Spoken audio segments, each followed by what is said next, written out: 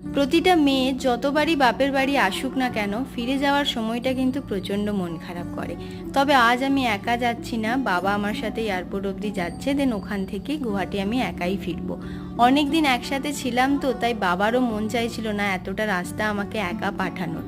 হাওড়াতে নেমে খাওয়া দাওয়া করে একটা উবের বুক করলাম, দেন ওখান থেকে যাচ্ছি আমরা এয়ারপোর্ট। ভেতর থেকে যখন বাবাকে বাই করছিলাম না, ভীষণ মনটা খারাপ লাগছিল, কেঁদেই ফেলেছিলাম বলতে পারো।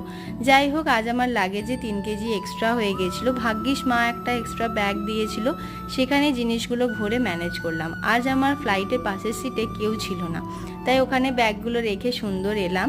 আর নামতে না নামতে একটা সুন্দর মিষ্টি সারপ্রাইজ পেলাম, যেটা আমার ভীষণ ভালো লাগলো। চকলেট আর ফুল কার না ভালো লাগে বলো।